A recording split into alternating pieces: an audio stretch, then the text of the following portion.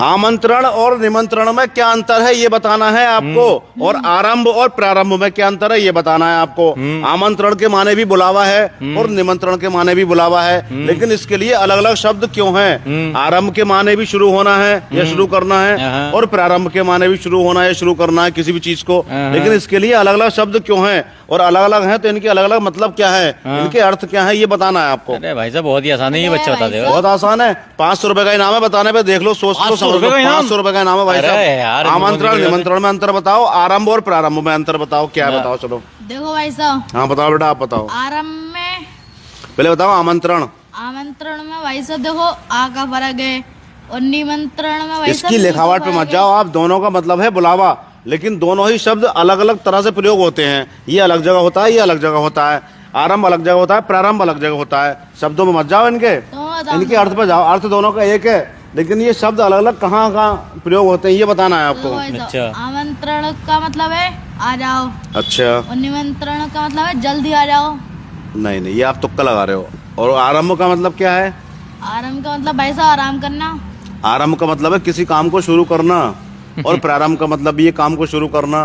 तो दोनों में क्या अंतर है और दोनों कहाँ कहाँ प्रयोग किए जाते हैं, ये शब्द ये बताना है आपको। जल्दी शुरू करना भाई साहब दोनों। अच्छा, इसका मतलब शुरू करना, इसको मतलब जल्दी शुरू करना। नहीं, ये नहीं, आपने गलत बताया। आप बताओ भाई साहब। आमंत्रण निमंत्रण। आमंत्रण निमंत्रण आरंभ और प्रारंभ में क्या अंतर है, ये कहाँ कहाँ प्रयोग किए जाते हैं? ये भाई साहब ये है बुलाने का। ये भाई तो हो सकता है जब मंडा होता है उस दिन का होता हो, ये बारात वाले दिन का होता हो निमंत्रण।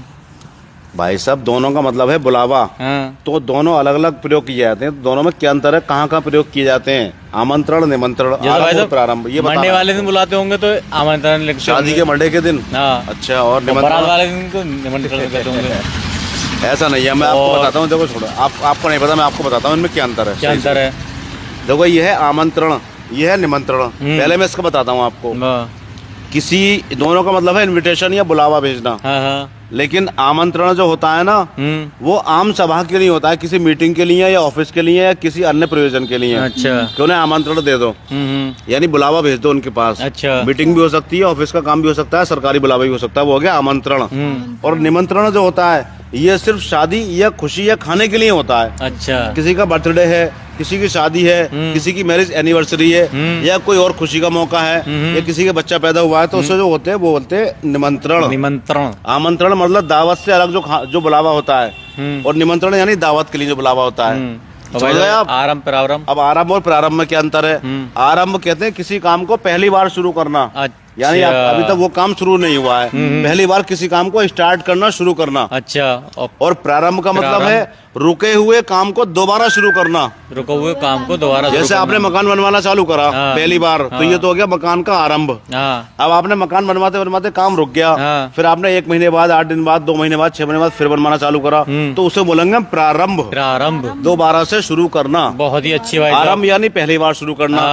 आमंत्रण यानी किसी भी सभा के लिए बुलावा। निमंत्रण खाने की दावत के लिए बुलावा। अच्छा, समझ गए आप? बहुत अच्छी। अब ये याद रखना भाई साहब, बहुत से लोग नहीं जानते इसका असल मायने है क्या। ठीक है भैया। ठीक है भैया, ओके।